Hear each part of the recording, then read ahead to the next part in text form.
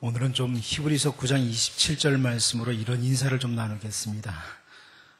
확인시켜주는 겁니다. 누구나 한 번 죽는 것은 정해진 것입니다. 이렇게 한번 인사 나누겠습니다.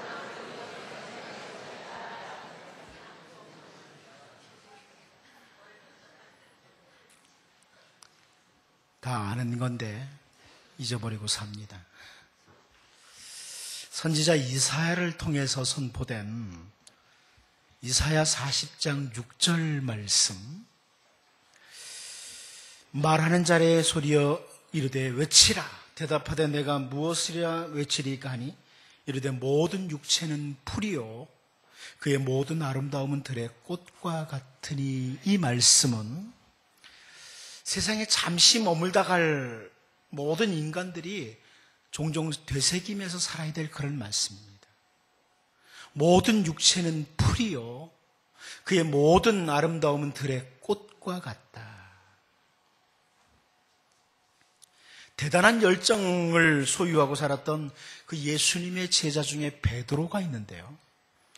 이 베드로가 이사야 선지자를 통해 주신 이 말씀을 기억하고 베드로전서 1장 24절에서 그렇게 되새깁니다. 그러므로 모든 육체는 풀과 같고 그 모든 영광은 풀의 꽃과 같으니 풀은 마르고 꽃은 떨어지되. 여러분, 성경에서는 우리 인간들의 죽음의 원인에 대해서 잘 설명을 해줍니다. 왜 우리 인간이 죽느냐? 죽음의 원인에 대해서.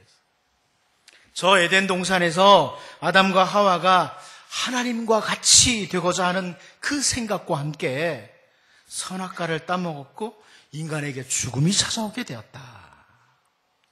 이렇게 설명합니다.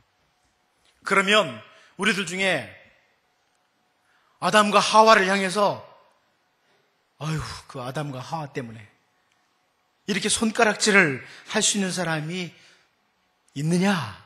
제가 볼 때는 없습니다. 아담과 하와 이후로 모든 인간은 각자 나름대로 하나님과 같이 되려는 모습을 갖는 거예요. 각자 하나님과 같이 되려고 해요. 아담의 아들이었던 가인이 생명의 주인이신 하나님을 기억하지 못하고 마치 자기 동생 아벨의 생명이 자기 손에 있는 것처럼 동생 아벨을 죽입니다. 생명을 자기가 마음대로 주관해요. 생명의 주관자는 하나님이십니다. 생명의 주인이 하나님이심에도 불구하고 오늘날까지 우리가 사는 이 시대까지도요, 자기의 생명 혹은 다른 사람의 생명을 함부로 취급하는 하나님같이 행동하는 사람들이 참 많습니다. 그렇지 않습니까? 여러분, 뉴스를 보다 보면 다른 사람의 생명, 자기 생명을 마음대로 취급하잖아요.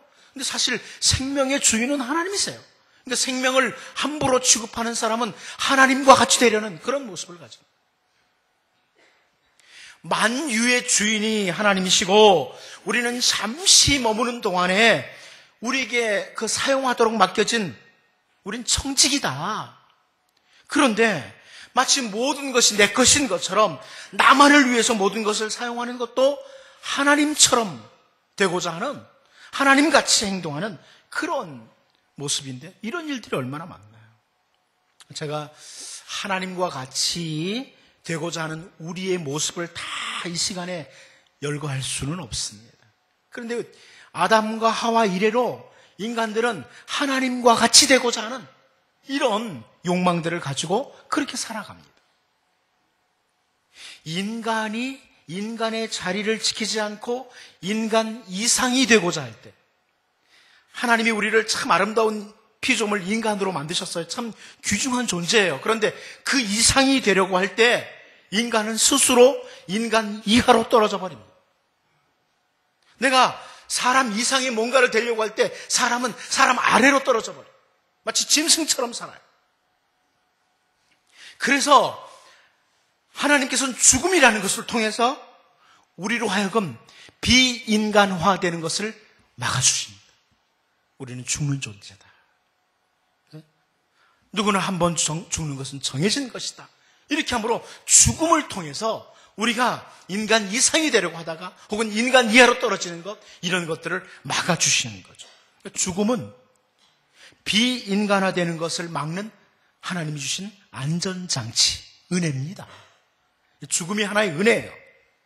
그래서 여러분, 정말 우리가 올바로 사는 법을 배우려고 한다면 우리는 반드시 죽음이 있다는 것, 우리에겐 죽음이 있다는 것, 죽음이 있는 존재, 하나님이 아닌 인간이라는 것을 늘 기억하고 살아야 됩니다. 그런데 그럼에도 불구하고 우리네 죽음이 결코 끝도 아니고 우리네 죽음이 절망적이지도 않은 것은 우리의 모든 죄를 대신해서 십자가에서 주 예수님께서 죽으시고 죽음의 권세를 이기시고 다시 주님이 사심으로 말미암아 하나님과 함께하는 영원한 생명을 우리에게 주셨습니다. 바로 이것 때문에 성도는 죽음의 순간에도 소망이 있는 겁니다. 주 예수 그리스도 때문에. 오늘부터 열왕기상을 좀 주일 날 예배 때 살펴보려고 합니다. 제가 사무엘 상하로 끝낼까 하다가 다윗이 죽지도 않고 끝나서 제가 쭉 그 뒤를 좀 더 봐야 될 것 같다 싶어서 열왕기 상하를 쭉 살펴보려고 합니다. 오늘 본문 말씀을 통해서 죽음을 앞에 둔 다윗의 모습과 그 신하들의 반응을 좀 살피면서 우리네 인생길을 한번 좀 조용히 돌아보는, 그래서 하나님의 은혜 속에 새로워지는 이런 은총이 우리 모두에게 있기를 원합니다. 첫 번째로 우리는 오늘 본문에서 무엇을 볼 수 있냐면 한계를 지닌 존재다, 이것을 보게 됩니다. 한계를 지닌 존재. 오늘 본문 1절 말씀을 한번 볼까요? 오늘 본문 1절 같이 한번 읽어보겠습니다. 시작. 다윗 왕이 나이가 많아 늙으니 이불을 덮어도 따뜻하지 아니한지라. 여러분, 이때 다윗의 나이가 몇 살쯤 됐을까요? 몇 살쯤 됐을 것 같아요? 한 90에서 100 됐을까요? 이불을 덮어도 따뜻하지 않으니까? 근데 여러분, 과거에 우리가 한번 살펴본 구절이 있는데요. 사무엘하 5장 4절입니다. 다윗이 나이가 30세의 왕위에 올라 40년 동안 다스렸을 때, 잡히나요? 네, 다윗은 한 70세밖에 안 됐어요. 70 이상 되신 분들 이불을 덮어도 따뜻하지 않으십니까? 어떻습니까, 여러분? 이불을 덮어도 따뜻하지 않나요? 저 굉장히 걱정스러워요. 70대면 이불을 덮어도 따뜻하지 않으면. 다윗이 70 이상이 되었는데 나이가 많아서 늙었다, 이불을 덮어도 따뜻하지 않았다, 이 표현을 하는 걸 보면서 제가 한 두 가지 정도 이유를 생각을 해요. 하나는 아무리 다윗이 이스라엘의 왕이기 때문에 좋은 이불을 준비해서 덮어줬다고 할지라도 오늘날 이불과 같지는 않았을 거다. 요즘 이불은 참 따뜻하죠. 오늘날 이불과 같지는 않았을 거다, 이렇게 하나 생각하고, 또 하나는 다윗이 젊은 시절에요, 너무나 많은 고생을 했어요. 그래서 몸이 빨리 쇠해졌다, 이렇게 봅니다. 여러분 알다시피 사울 왕에게 이리저리 쫓겨다니면서 다윗이요, 동굴에서, 들판에서, 산속에서 잠을 잤어요. 제대로 먹지도 못했습니다. 이런 삶이, 참 많은 시간 동안에 그렇게 살았던 삶이 다윗의 몸을 다른 사람들보다 더 빨리 늙도록, 쇠하도록 이렇게 만들었다는 겁니다. 아무튼 70의 나이에 이 다윗이 나이 많아 늙은 모습을 갖게 되고 이불을 덮어도 따뜻하지 않은 이런 상태가 되었습니다. 아무튼 이 다윗이 가진 왕으로서의 지위, 그가 시를 비롯해서 음악, 다양한 재능 가지고 있던 것, 또 왕으로서 많은 소유를 가지고 있었지만 그가 죽음을 앞에 두고 있다. 이게 오늘 본문의 설명이에요. 1절에서 첫 번째 설명. 한계를 지닌 존재다, 인간은. 아무리 왕이라고 할지라도, 아무리 대단한 재능을 가지고 있어도, 아무리 많은 것들을 소유하고 있어도 인간은 한계를 지닌 존재다. 이것을 보여주는 겁니다. 이스라엘 전체의 왕의 자리에서 그가 모두를 호령하고 있었어도 죽음 앞에는 무기력한 존재다. 블레셋을 비롯해서 주변 나라들을 하나하나 전쟁에서 승리하고 정말 장군이었던 그런 뛰어난 다윗도 그 육체는 풀과 같은 존재, 한계를 지닌 존재다. 이것을 보여줘요. 여러분, 이렇게 성경에서 우리에게 우리네 인생은 풀과 같은 존재다, 한계 아래에 있는 존재다, 이것을 알려주는 이유가 뭐겠습니까? 우리네 인생 풀과 같아, 덧없어, 이렇게 있다가 사라지는 거야. 그래서 낙심과 한숨 속에 살라고 이런 말씀을 주실까요? 혹은 반대로 오직 쾌락을 위해서 살라고, 즐거움만 위해서 살라고 이렇게 말씀을 주실까요? 과거에 여러분 유명한 문명 중에 하나가 이집트 문명 아닙니까? 근데 이집트 사람들은요, 관을 딱 만들어 놓고 그 관의 안에다가 거울을 쫙 이렇게 만들어 놨다고 합니다. 그래서 사람들이 빙글빙글 돌면서 그 거울 속에 있는 자기 모습을 본답니다. 그리고 나도 언젠가 저렇게 관에 누울 존재다, 이것을 확인했다고 그래요. 거기까지 참 똑똑한 사람들입니다. 그것을 통해서 한계를 지닌 인생이라는 것을 확인하는 것까지는 참 잘한 거죠. 근데 이집트 사람들이 그 다음에 이렇게 말을 했다고 해요. 어차피 죽을 인생인데 살아있는 동안에 신나게 먹고 마시고 즐기자, 이렇게 결론을 내렸다고 합니다. 그런데 여러분, 성경에서 전무후무한 지혜의 왕이었던 솔로몬이, 이 솔로몬을 통해서 주신 말씀 가운데 전도서 12장 7절 말씀을 보면, 흙은 여전히 땅으로 돌아가고 영은 그것을 주신 하나님께로 돌아가기 전에 기억하라. 전도서 12장 1절 말씀부터 강조하는 게 뭐냐면 창조주를 기억하라, 하나님을 기억하라고 하는데, 우리의 몸이 한 줌의 흙으로 돌아가는 인생. 여러분, 제가 장례도 많이 치르게 됐고 목사이기 때문에 이장도 많이 하는 걸 가보고 그랬어요. 그런데 이거 별거 아닙니다. 한 줌의 흙으로 돌아갑니다. 한 줌의 흙으로 돌아가는 인생, 그 죽음이 오기 전에 하나님을 기억해라, 이렇게 말씀합니다. 다윗을 비롯해서 대부분의 사람들은 이 삶을 사는 동안에 자신이 한계를 지닌 존재라는 것을 놓치고 살 때가 많아요. 그래서 주어진 삶을 사는 동안에 하나님 놓치고 사는 거예요. 북이스라엘의 아합 왕도 그랬습니다. 선지자 미가야를 통해서 당신 이 전쟁에 나가면 죽습니다, 그랬어요. 선포됐어요. 이 전쟁에 나가면 죽습니다. 그런데 이 아합이 하나님의 말씀을 무시한 채 땅을 좀 더 차지하고 싶은 욕심이 생긴 거예요. 땅을 좀 더 차지해야 되겠다.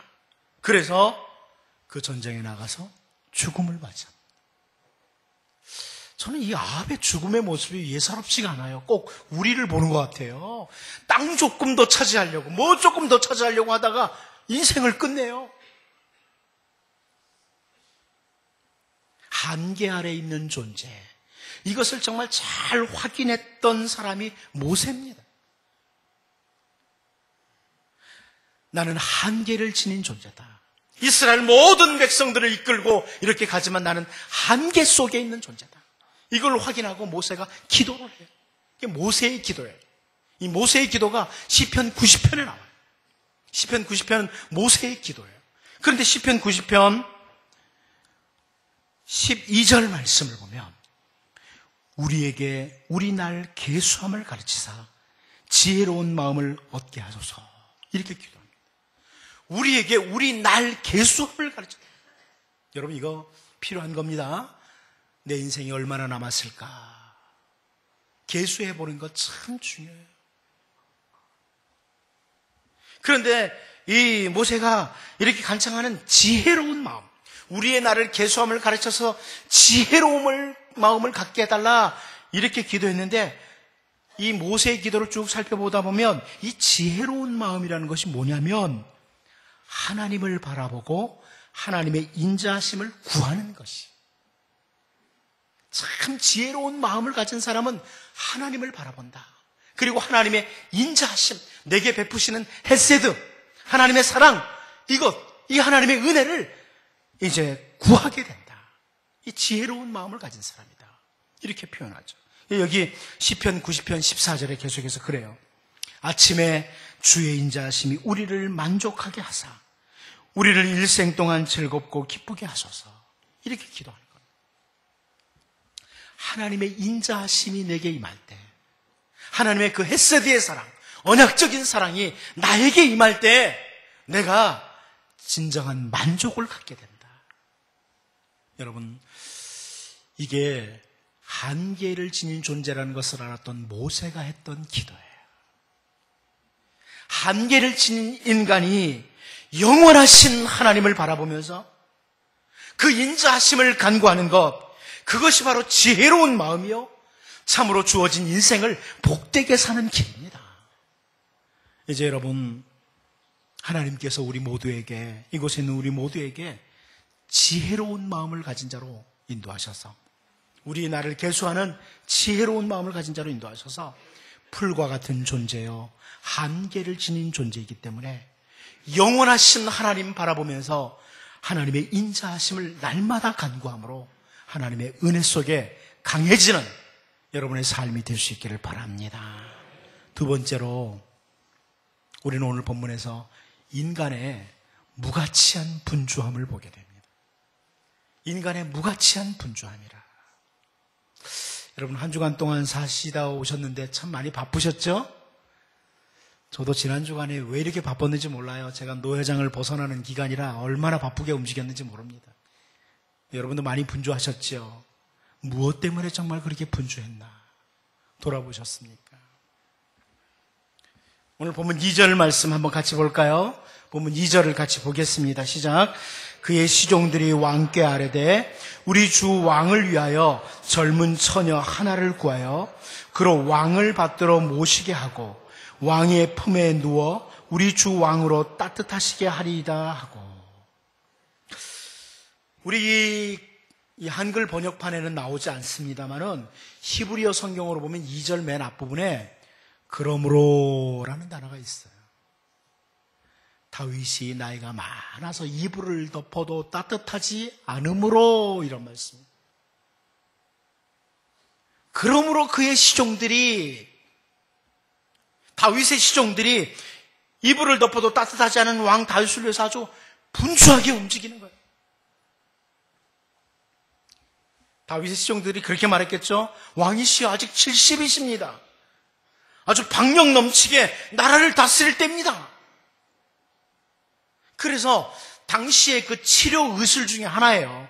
그 기록에 의하면 당시 의사들이 이런 방법으로 나이 드신 분들을 치료했다고 하는데, 그 치료하는 의술 중에 하나가 젊은 처녀를 왕의 품에 눕도록 하는 겁니다. 이 일에 얼마나 열심을 내었든지 이 열왕기서 기자가요, 오늘 본문 3절에서 이렇게 하죠. 우리 3절 같이 한번 읽어볼까요? 보겠습니다. 시작. 이스라엘 사방 영토 내에 아리따운 처녀를 구하던 중 수넴 여자 아비삭을 얻어 왕께 데려왔으니. 이스라엘 전역에서, 모든 땅에서, 사방 영토 전체 땅에서 아리따운 처녀를 찾았다. 사실 저는 이 부분 보면서요, 나이 70의 아리따운 처녀를 찾도록 허락한 다윗에 대해서 결코 고운 시선을 보낼 수가 없었습니다. 훗날 제가 천국에서 다윗 만나서 한 소리 듣더라도 고운 시선을 보낼 수가 없습니다. 이 모습이 신앙의 사람이라는 다윗의 황혼의 모습인가? 이런 생각이 들어요. 여러분, 믿음으로 살던 사람들은 황혼이 아름다워야 되잖아요. 믿음으로 살았기 때문에 그 황혼이 생각하는 것도 좀 믿음의 사람답게 달라야 되고, 말하는 것도, 행동하는 것도 좀 믿음의 사람답게 달라야 되잖아요. 세상 사람들이 그러더라고요. 나이 먹으면 어린애 된다고? 근데 믿는 사람도 그래야 되나요? 아니지 않습니까? 믿음을 가진 사람들의 황혼은 아름다워야 돼요. 그런데 다윗이 이것을 허락하는 거예요. 아무리 신하들이 한 일이라고 해도 다윗이 허락하지 않으면 할 수 없는 일이거든요.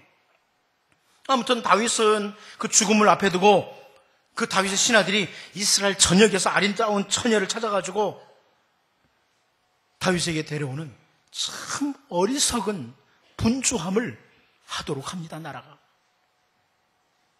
그런데 어떻습니까? 다윗의 그 신하들이 이스라엘 전역에서 사람을 찾았어요.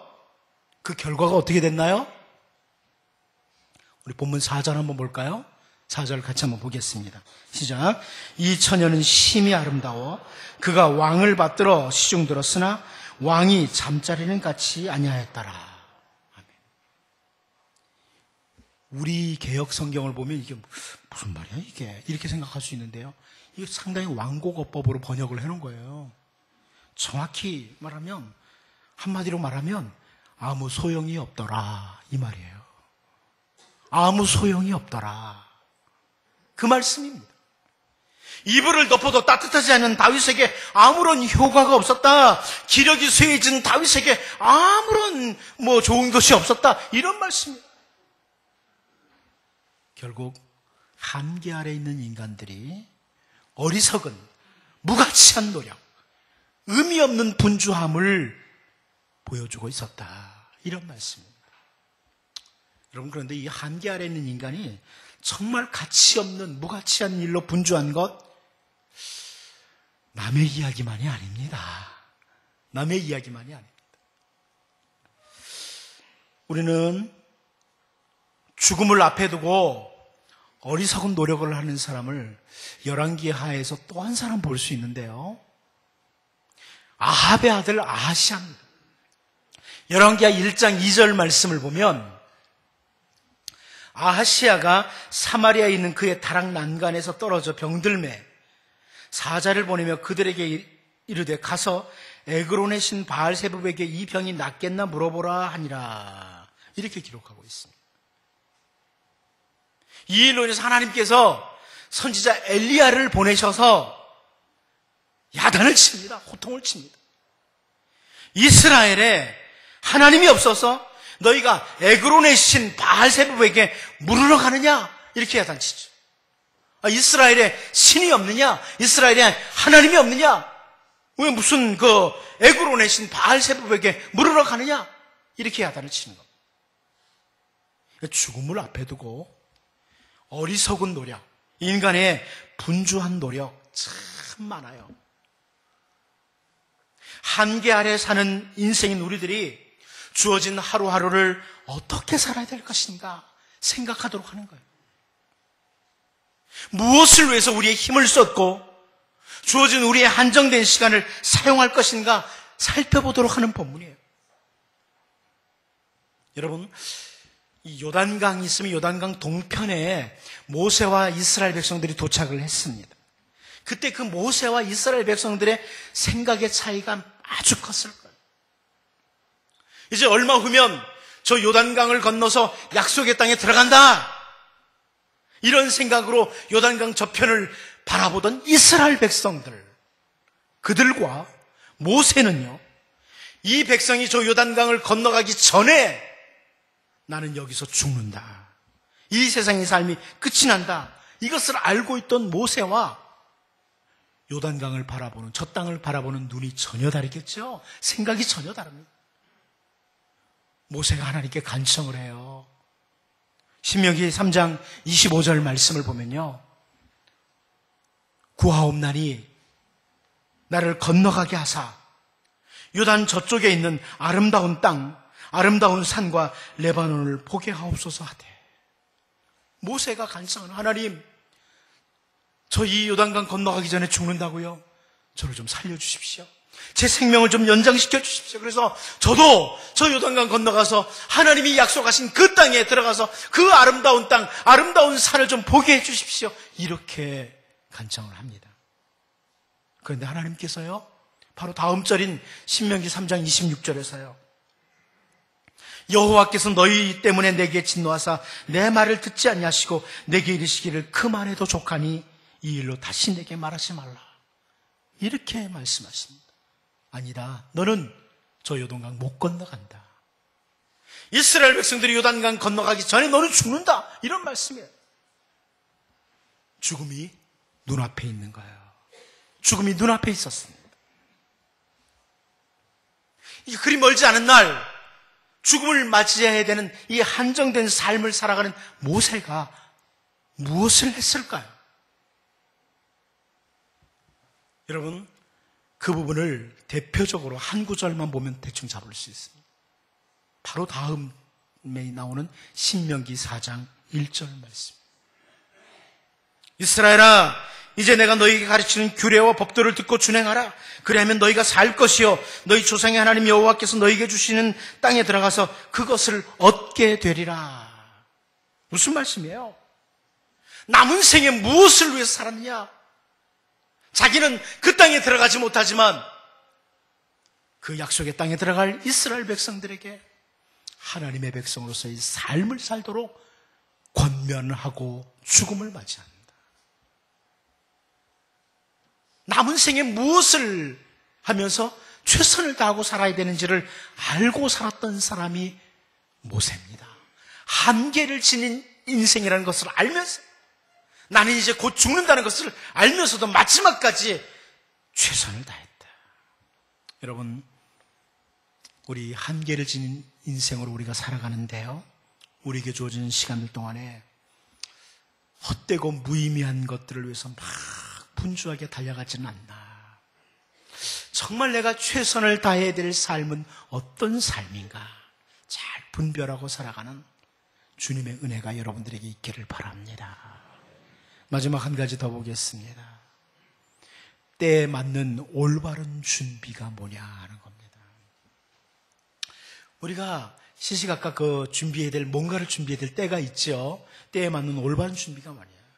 오늘 본문을 보면서 여기 다윗의 신하들이 준비해야 될 것이 무엇이다 하고 어렴풋이 잡을 수 있어요.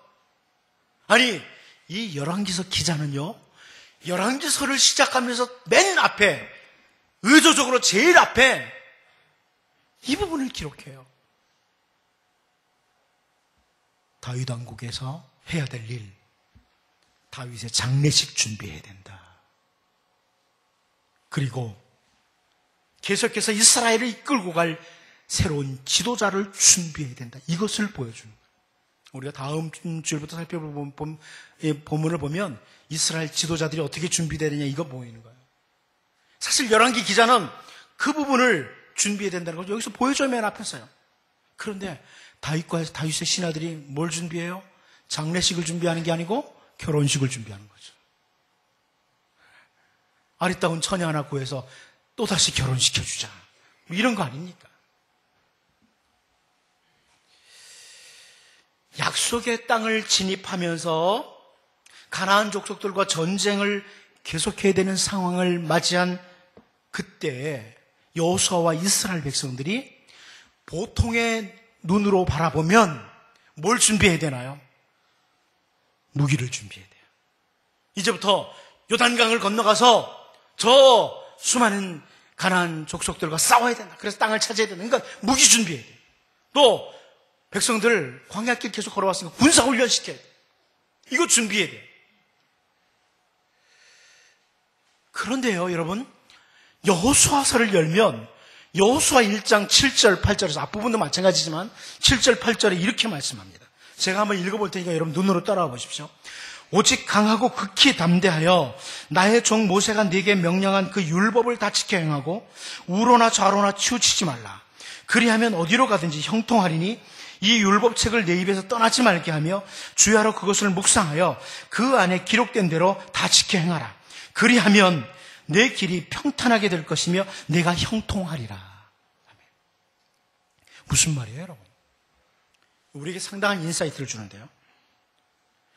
무기를 준비하도록 한 것도 아니고 하나님께서 군사훈련을 시키도록 한 것도 아니고요. 뭐 하도록? 말씀 순종할 준비를 하라고 합니다. 말씀 순종할 준비를 갖춰라.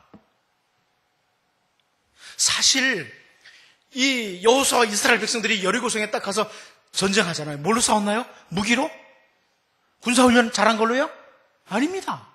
하나님의 말씀대로 여리고성을 도는 거예요. 말씀 순종할 준비가 돼가지고 도니까 여리고성이 무너져요. 무기로 이기는 게 아니고 군사훈련 잘해서 이기는 게 아니라 말씀 순종할 준비가 돼서 말씀 순종하니까 이기더라.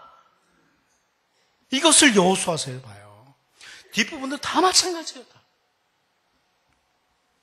결국 하나님께서 가나안 땅 정복을 앞에 둔 여호수아와 이스라엘 백성들에게 있어서 가장 중요한 준비는 바로 말씀 순종 준비다. 이거였습니다. 이거 우리도 마찬가지예요. 여러분, 날마다의 삶을 살면서요, 매일 아침 우리가 준비하고 준비해야 될 것은 말씀 순종 준비예요. 이런 찬양도 있지 않습니까? 주님 말씀하시면 내가 나아가리다. 주님 뜻이 아니면 내가 멈춰서리다. 말씀 순종 준비하는 것. 그게 바로 가장 좋은 준비를 한 거예요. 여러분, 그래서 말씀 앞에 늘 아멘 할 수 있기를 바랍니다. 한계 아래 있는 인간이 무기를 준비하고 군사훈련하는 것이 최우선이 아니라 하나님께 순종하는 법이 준비되면 모든 것이 준비된 것이고 거기에 하나님의 역사를 보게 될 것입니다.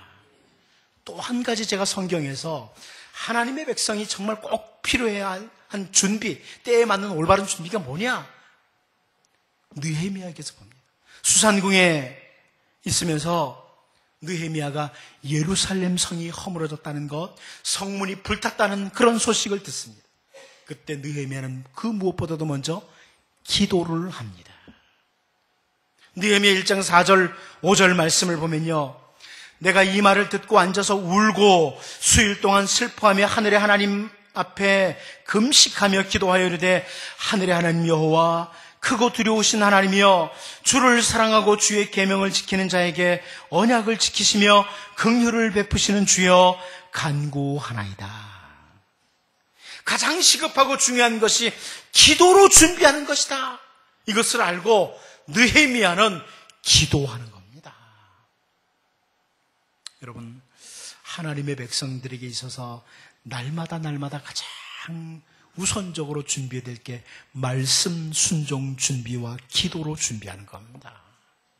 다윗의 신하들이 정말 준비해야 될 것들을 놓치고 더 따뜻한 이불 없느냐, 따뜻하게 해줄 젊은 여자가 없느냐, 이것을 구하기 위해서 이스라엘 전역을 뒤지고 있는 걸 보면서 오늘 우리들에게 주어진 시간들 동안에 가장 적절하고 필요한 준비, 하나님 말씀 순종할 준비 잘하시고 날마다 기도로 준비하셔서 하나님이 베푸시는 아름다운 역사들을 여러분의 삶에서 누리고 살 수 있기를 바랍니다.